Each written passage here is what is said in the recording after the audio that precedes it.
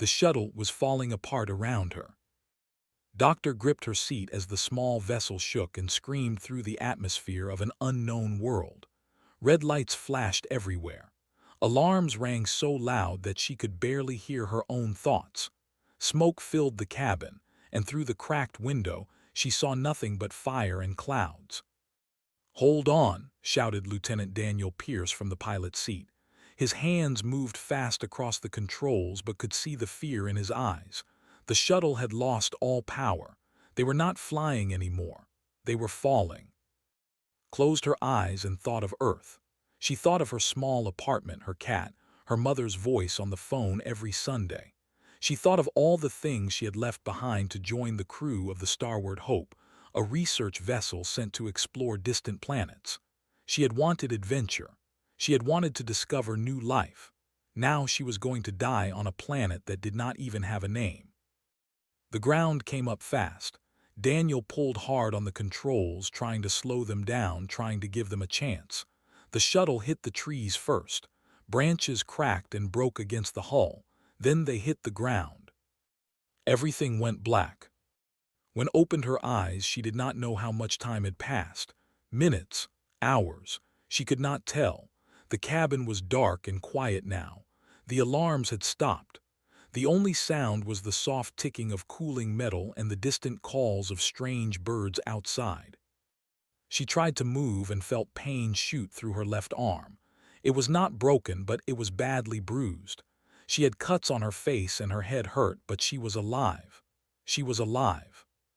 "Daniel," she called out. Her voice was weak and rough. There was no answer. Pulled herself out of her seat and crawled toward the front of the shuttle.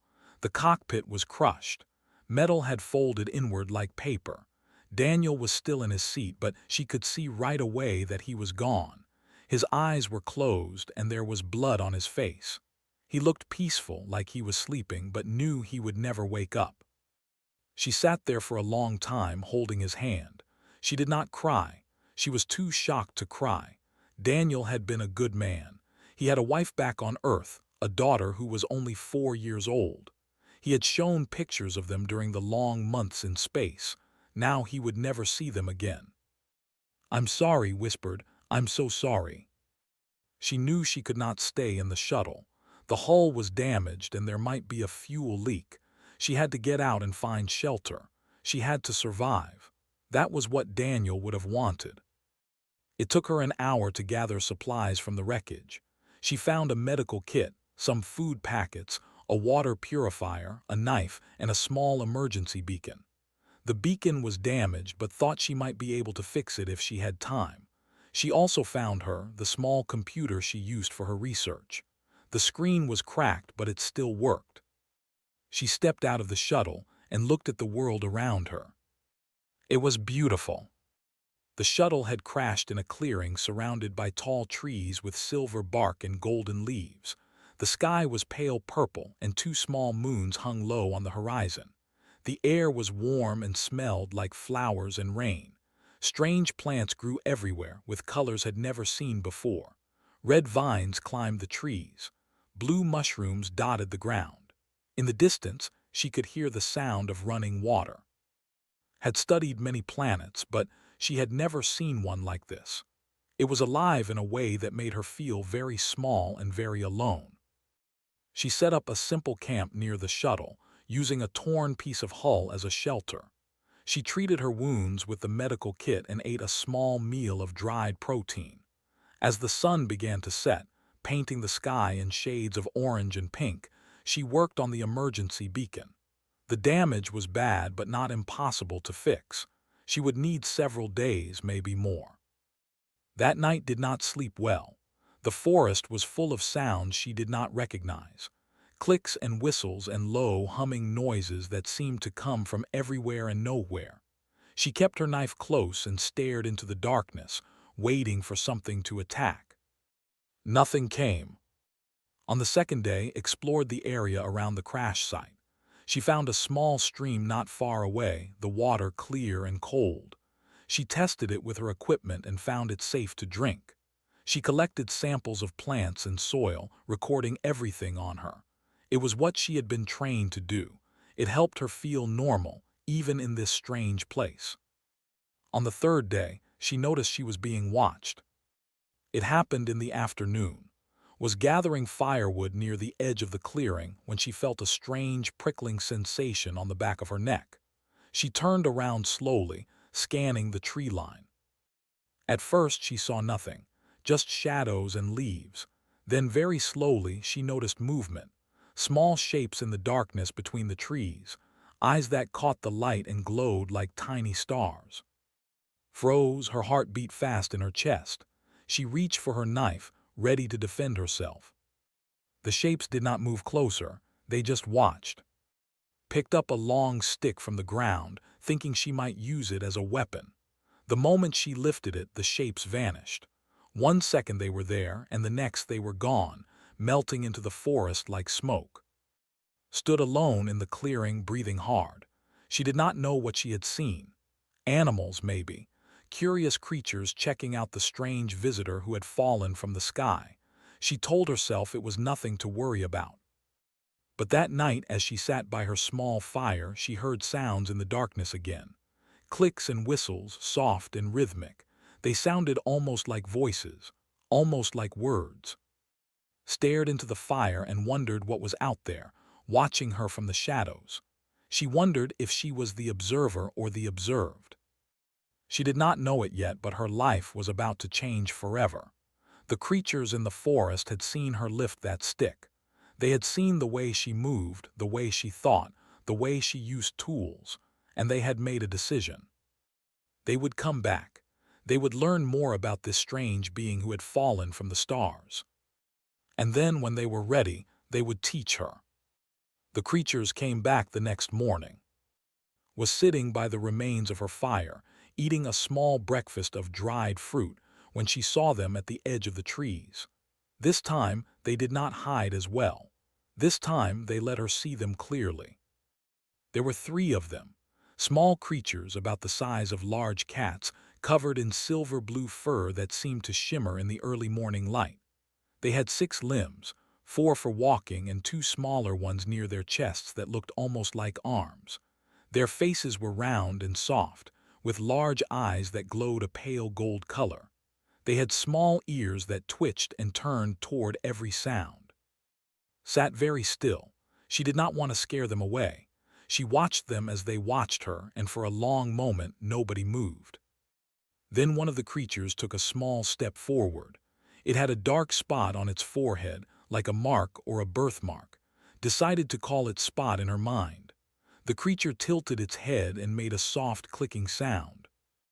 The other 2 creatures stayed back. One had stripes of darker fur along its back, called that one Stripe. The third had patches of lighter fur on its chest. She called it Patch. "Hello," said softly. She kept her voice calm and gentle. "I'm not going to hurt you." The creatures did not run. They did not seem afraid. They just watched her with those big, golden eyes and had the strange feeling that they were studying her, not like animals would, like scientists would.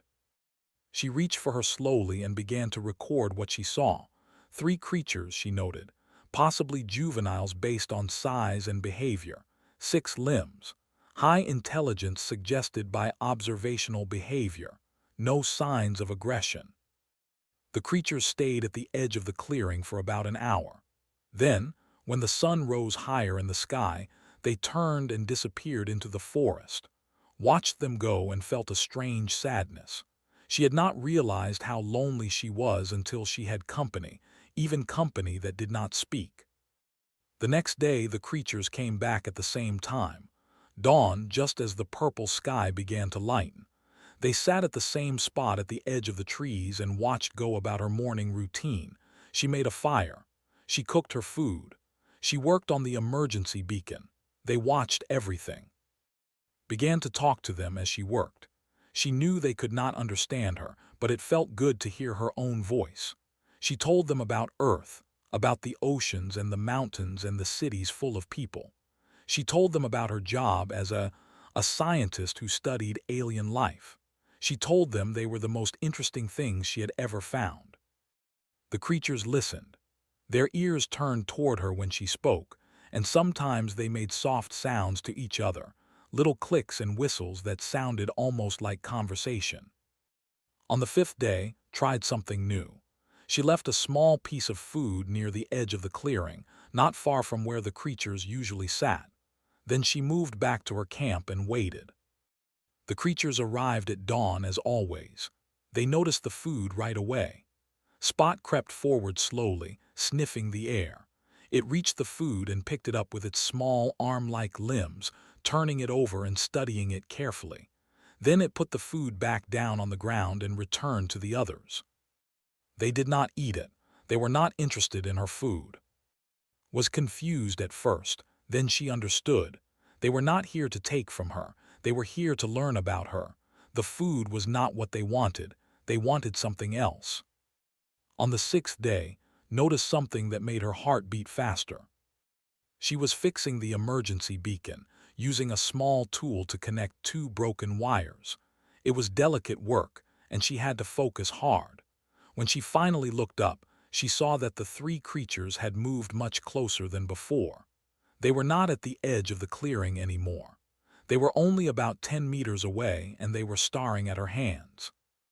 Not at her face, not at her body, at her hands, at the tool she was holding, at the work she was doing. Set the tool down slowly. The creatures watched it fall to the ground with intense focus. Then they looked up at her and saw something in their eyes that took her breath away. Recognition, understanding, curiosity. These were not just animals. These were intelligent beings. Young ones maybe, but intelligent. They were watching her use tools because they wanted to understand how she thought. They wanted to learn. On the seventh day, everything changed. Was drawing in the dirt with a stick, making a simple map of the area around her camp. She wanted to plan her exploration routes, find more resources, understand the land around her. It was a simple thing, something she did without thinking. Then she heard a sound behind her, a soft footstep on fallen leaves. She turned around slowly, the stick still in her hand. Spot was there, only 3 meters away. The creature had never come this close before. It stood very still, its golden eyes fixed on the stick in its hand. Did not move, she barely breathed. Spot took another step forward, then another. It was close enough now that could see the fine details of its fur, the gentle rise and fall of its chest as it breathed, the intelligence shining in its eyes. The creature reached out one small paw toward the stick. Understood. Slowly, carefully, she lowered the stick to the ground and stepped back. Spot picked up the stick. It held it the same way it held it, gripping it with two of its small paws. Then, very deliberately, it drew a single line in the dirt. The creature looked up at. It made one clicking sound, click. Then it drew another line next to the first one. 2 lines, 2 clicks. Then a third line, 3 clicks. Felt tears form in her eyes. She understood what was happening. The creature was counting. It was showing her its number system. It was trying to communicate. These were not just intelligent beings. They were people. Young people, maybe children, but people with language and mathematics and curiosity and courage. And they had chosen to make contact with her. Knelt down in the dirt next to Spot. Her hands were shaking. With one finger, she drew 4 lines next to the 3 that Spot had made. She tapped the ground 4 times. Spot's eyes went wide. It turned to stripe and patch, making excited sounds. The other 2 creatures rushed forward, no longer afraid, no longer hiding. They gathered around in the drawings in the dirt, chirping and clicking with what sounded like joy. Sat there in the golden morning light of an alien world, surrounded by 3 small creatures who had just taught her to count. She did not know what would happen next. She did not know if she would ever be rescued, ever see home again. But in that moment, she did not care. In that moment, she knew that she had found something more important than survival. She had found connection. The lessons continued every day after that. Each morning, when the purple sky grew light and the 2 small moons faded from view, the 3 cubs would arrive at the clearing. Was sure now that they were young ones. Their movements were playful and sometimes clumsy. They got excited easily. They reminded her of children back on Earth, full of energy and wonder. Began calling them her students, though she was not sure who was teaching whom. On the first day of real lessons, Spot drew lines in the dirt all the way up to 8. Then the creature did something that made Spot's mind race. Instead of drawing a ninth line, Spot drew a new symbol. It looked like a small circle with a line through it. Then Spot started drawing single lines again, next to the new symbol. Understood. The Cubs used a base 8 counting system. Humans used base 10, probably because they had 10 fingers. These creatures had 8 main limbs if you counted all 6 legs plus the 2 arm-like appendages. Their entire mathematics was built around the number 8. She wrote everything down on her damaged first contact with intelligent alien species. She recorded young individuals, base 8 numeral system, high cognitive ability, peaceful intentions. The Cubs were patient teachers. When made mistakes, they did not get frustrated. They simply showed her again, drawing the symbols over and over until she understood. Spot was the most confident of the 3, always leading the lessons. Stripe was more careful, always checking Claire's work and making corrections. Patch was the playful one, sometimes getting distracted by insects or leaves blowing in the wind. By the end of the first week, could count to 64 in their system. She could write the symbols for addition and subtraction. She could solve simple math problems that the Cubs drew in the dirt. But the Cubs wanted to learn too. Taught them human numbers. She drew the symbols 0 through 9 and explained how they worked. The Cubs studied them carefully, tilting their heads and clicking to each other. Patch seemed especially fascinated by the number 0. The concept of nothing having a symbol was apparently new to them. She taught them shapes, circles, squares, triangles. The Cubs knew these already, but they used different symbols to represent them. They compared their symbols to hers, chirping with excitement when they found similarities. She taught them about Earth. She drew pictures in the dirt of trees and mountains and oceans. She drew animals, cats and dogs and birds. The Cubs watched with wide eyes, touching the drawings gently with their small paws. When drew a picture of a human, standing upright with 2 arms and 2 legs, the Cubs became very still. They stared at the drawing for a long time. Then Spot drew a picture next to it of one of their own kind, with 6 limbs and round ears. The 2 drawings stood side by side in the dirt, 2 different species from 2 different worlds. Spot pointed its drawing, then at their own drawing, then at themselves. Then the Cub made a new sound, a soft word that sounded like. Pointed at the Cubs, she asked. The 3 Cubs chirped in response. Their ears perked up and their tails wagged. It was the first word she had learned in their language. She pointed at herself. Human, she said slowly. The Cubs tried to repeat it. It came out sounding like, but smiled and nodded. They were learning each other's words now. They were building a bridge between 2 worlds. The days passed quickly after that. Worked on the emergency beacon in the mornings while the Cubs watched. In the afternoons, they had their lessons. In the evenings, wrote detailed notes about everything she had learned. She learned that the Cubs came from somewhere beyond the eastern hills. They made gestures in that direction sometimes, and understood that their home was there. She learned that they were not supposed to be here. They seemed nervous sometimes, looking over their shoulders toward the east as if they were afraid of being caught. They were sneaking out to see her. They were breaking rules to learn about the stranger from the stars. Felt a deep warmth in her heart. These young creatures were risking trouble with their elders just to satisfy their curiosity. It reminded her of herself as a child, always exploring, always asking questions, always wanting to know what was beyond the next hill. One afternoon, Spot brought something new to the lesson. It was a small stone, smooth and flat, with marks carved into its surface. The marks were symbols, similar to the ones they used for counting but more complex. Realized she was looking at writing. Spot pointed at the symbols and made sounds. Different sounds for different symbols. Letters thought they have an alphabet.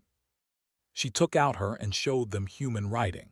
She typed simple words and let them see how the letters formed meaning. The cubs were amazed. They had never seen a machine that could capture language before. Typed the word friend and showed it to them. Then she pointed at herself, then at the cubs, and said the word out loud. Friend. Spot made a soft humming sound and drew a new symbol in the dirt. Then the cub pointed at, then at all three of them. Did not know the word, but she understood the meaning. It meant the same thing. They were friends now, human and connected by curiosity and trust. 2 weeks after the crash, finally finished repairing the emergency beacon. She held it in her hands and stared at it for a long moment. If she turned it on, the starward hope would find her. A rescue shuttle would come. She would be saved. But what would happen to her friends? Humans had a complicated history with discovery. Not everyone was kind. Not everyone was careful. If the wrong people came here, if they saw these as subjects to study instead of people to know, terrible things could happen. Looked at the three cubs sitting in the dirt, practicing their human numbers. They trusted her. They had welcomed her. They had shared their knowledge with her without asking for anything in return. She could not betray that trust. Set the beacon down and did not turn it on. Not yet. She needed more time. She needed to think about how to protect these creatures, how to make sure that contact between their species happened the right way. The cubs noticed she had stopped working on the beacon. Spot tilted its head and made a questioning sound. Smiled and knelt down beside them. Let's keep learning, she said. The lessons continued. 3 weeks passed on the alien world. Had learned more in those weeks than in years of university studies. Every day brought new discoveries. Every lesson opened new doors of understanding. The three cubs were not just her students anymore. They were her teachers, her friends, her window into an entirely new civilization. The she now knew were a people of great intelligence. Their mathematics went far beyond simple counting. Spot showed her equations that described the movement of their 2 moons across the sky. Stripe drew diagrams of plants and their life cycles, with symbols that explained how nutrients moved through roots and stems. Patch, the playful one, taught her games that involved pattern recognition and strategic thinking. They had science, they had astronomy, they had biology, they understood their world in deep and complex ways. But they did not have machines. They built with natural materials, wood, stone, woven plants. They used tools, yes, but simple ones, sharpened sticks for digging, smooth stones for grinding, woven baskets for carrying. When they saw her knife, her beacon, they were amazed. The idea of metal shaped by fire, of machines that could think and remember, was completely new to them. Began teaching them about human technology. She drew pictures of simple machines, levers and pulleys and wheels. She explained how humans had learned to shape metal, how they had built bigger and bigger things over thousands of years. Ships that crossed oceans, vehicles that traveled on land, and finally, ships that crossed the space between stars. The cubs listened with wonder. Sometimes they made sounds of disbelief, clicking rapidly to each other. A species that could travel between stars must seem like gods to them, thought. But they did not treat her like a god. They treated her like a person. A strange person from a strange place, but still a person. One afternoon, Patch brought a gift. It was a small figurine carved from wood, about the size of her thumb. The carving showed a creature with 2 arms and 2 legs standing upright. It was rough and simple, but recognized it immediately. It was her. The cubs had carved a tiny statue of the human who fell from the sky. Felt tears in her eyes as she held the small figure. She had nothing so beautiful to give them in return, but she tried. She took a piece of metal from the crashed shuttle and spent an entire evening carving it into a shape. 3 small figures standing together with 6 limbs each. The cubs. When she gave it to them the next morning, they held it like it was the most precious thing in the world. Spot made the humming sound that had come to recognize as deep emotion. All three cubs touched the metal carving gently, feeling its smooth surface, its strange coolness. They were exchanging culture now, not just knowledge but art, not just information but meaning. Wondered about the adult. The cubs had never brought her to meet them. They had never even suggested it. From what could understand through gestures and drawings, the cubs were keeping their visit secret. The elders did not know about the stranger in the clearing. Why were they afraid? Did their society have rules against contact with outsiders? Could not be sure, but she respected the cubs' choice. They would tell their people about her when they were ready. In the fourth week, something happened that changed everything.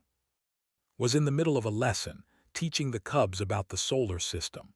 She had drawn a large circle for the sun, smaller circles for the planets, showing how everything moved in great loops around the center. The cubs were fascinated. They understood the concept immediately, connecting it to their own observations of their moons and stars. Then Spot drew something new. The cub added a small dot far away from solar system drawing, then another dot, then another. Soon there were dozens of tiny dots scattered across the dirt, surrounding the solar system like a cloud. Stars realized Spot was drawing stars. Then Spot drew a line from one of the distant dots all the way to the circle representing the sun. The cub pointed then at the line, then at the distant dot. Understood, Spot was asking where she came from, which star was hers. She knelt down and added more detail to the drawing. She showed them the galaxy, a great spiral of billions of stars. She marked Earth's position as best as she could. She showed them the vast distance she had traveled, the impossibility of it, the wonder of it. The cubs sat in silence for a long time, staring at the drawing. Could see them struggling to understand the scale, the immensity of what she was showing them. Their world was large to them, but to people, it was just one small world among countless billions. Then Stripe did something unexpected. The cub leaned forward and drew a tiny figure next to the distant star that represented Earth, a two-legged figure, human. Then Stripe drew another tiny figure next to the circle that represented this world, a six-legged figure. And then, carefully and deliberately, Stripe drew a line connecting the two figures, a bridge between worlds, a connection across the impossible distance of space. Could not speak, she could barely breathe. In one simple drawing, this young creature had captured everything: the loneliness of intelligent life, the miracle of contact, the hope that the universe was not empty, that there were others out there waiting to be found. The cubs looked up at their golden eyes shining. They understood, they truly understood. That night finally turned on the emergency beacon. She had made her decision. She could not keep the secret forever. Her crew would come looking for her eventually. They might find this world on their own. It was better to control how contact happened than to leave it to chance. But she would protect the cubs. She would make sure that whoever came here treated them with respect. She would be the bridge between worlds, just like in Stripe's drawing. The beacon's light blinked in the darkness, sending its signal up through the atmosphere and into the void of space. Somewhere out there, the starward hope was listening. Help was coming. Looked toward the tree line where the cubs had disappeared at sunset. She would see them one more time, she promised herself. She would say goodbye. She would give them something to remember, something to show their people, proof that the universe was full of wonders. She just had to figure out what that something would be. The rescue ship arrived 5 days after activated the beacon. She heard it before she saw it. A low rumble in the distance, growing louder, shaking the leaves on the silver-barked trees. Then a flash of metal through the purple sky, and the shuttle descended into the clearing, its engines kicking up dust and scattered leaves. Stood by her camp and watched it land. She felt a strange mix of emotions: relief that she would survive, sadness that her time here was ending, and worry, deep worry about what would happen next. The shuttle door opened and two figures stepped out. Commander was tall and broad, with gray hair and a face that had seen many difficult missions. Dr. Torres was younger, with dark hair pulled back and sharp, curious eyes. They were good people, had worked with them for months on the Starward Hope. Ran forward and hugged her tight. We thought we lost you. When the shuttle went down, we searched for weeks. The beacon signal was so weak, we almost missed it. I'm okay, said. She hugged back, feeling the warmth of human contact after so long alone. I'm okay. Approached more slowly, looking around the clearing with careful eyes. This is quite a camp you built, he said. You've been busy. I have, agreed. She glanced toward the tree line, but the cubs were not there. She had not expected them to be. They only came at dawn, and it was now late morning. They had probably seen the ship arrive and hidden deeper in the forest. Was already looking at its notes, scrolling through the cracked with wide eyes. These observations are incredible. The biodiversity here is unlike anything we've documented. This planet could be the discovery of a lifetime. It could be, said carefully, but we need to be careful, very careful. Raised an eyebrow, careful about what? Took a deep breath.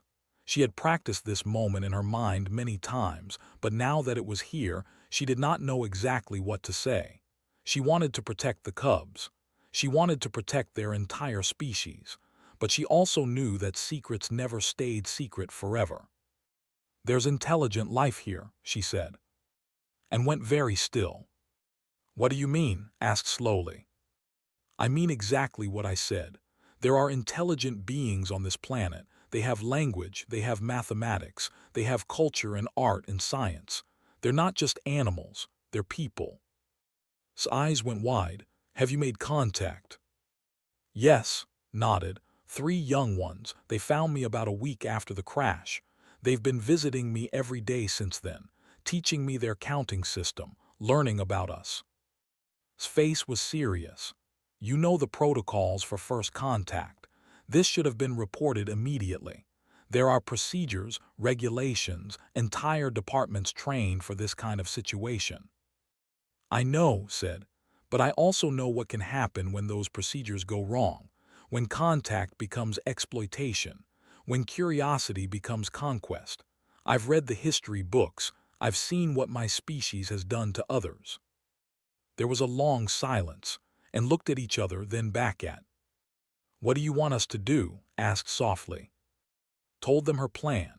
She wanted this world designated as a protected zone, off limits to colonization or resource extraction. She wanted any future contact to be slow and careful, guided by scientists who understood the importance of respect. She wanted them to have time to learn about humanity, to decide for themselves whether they wanted to know more. Listened without interrupting. When finished, he nodded slowly.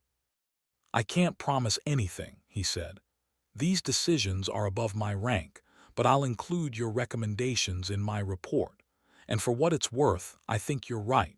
If there are intelligent beings here, they deserve better than what we've given others in the past.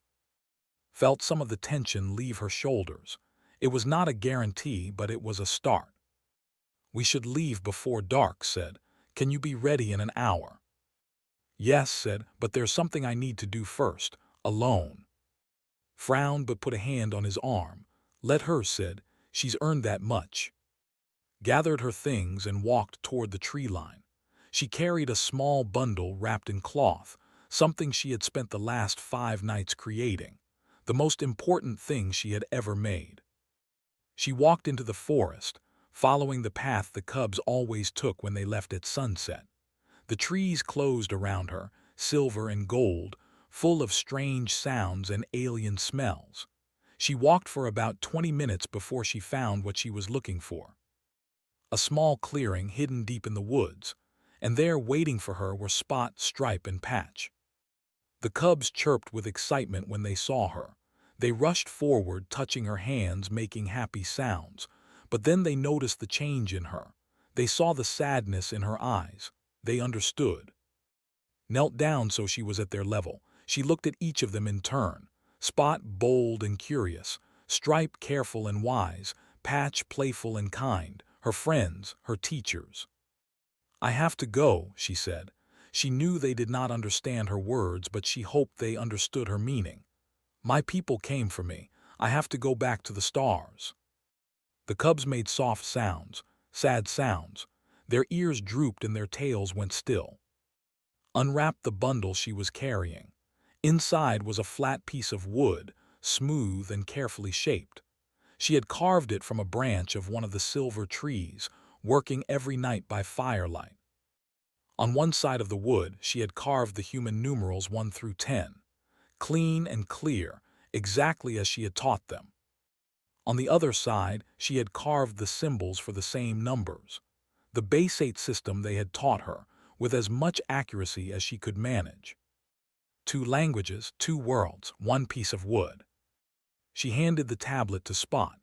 The cub took it with gentle paws, turning it over, studying both sides. Stripe and Patch gathered close, making soft clicking sounds. "Remember me," said. Her voice was thick with emotion. "Remember that we came in peace. Remember that we wanted to learn just like you. And someday, when you're ready, maybe we'll meet again." Spot looked up at her. The cub's golden eyes were wet and shining. Slowly, deliberately, Spot made a sound that had only heard once before, a low, melodic hum that rose and fell like a song. The other cubs joined in, all 3 of them humming together. It sounded like a word. It sounded like goodbye. It sounded like thank you and we will remember and come back to us all at once. Hugged each of them in turn. Spot first, then Stripe, then Patch. They felt warm and soft against her, full of life and hope and possibility. Then she stood up, wiped her eyes, and walked back toward the clearing. She did not look back. She could not bear to. An hour later, the rescue shuttle rose through the atmosphere and into the black sky above. Sat by a window and watched the planet shrink below her. Green forests and silver mountains and blue oceans, all growing smaller and smaller until they were just a point of light among the stars. Somewhere down there, 3 young cubs were carrying a wooden tablet back to their village. The first proof that the universe was not empty. The first evidence of minds reaching out across the impossible void. And it had started with a simple thing, a stranger from the stars picking up a stick. Closed her eyes and let herself smile. This was not the end of the story.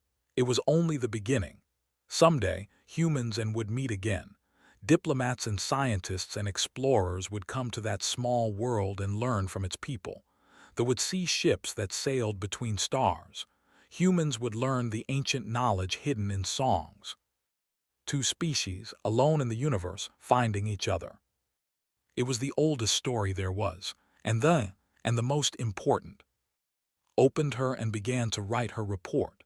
She had a lot to say, and the universe was waiting to hear it.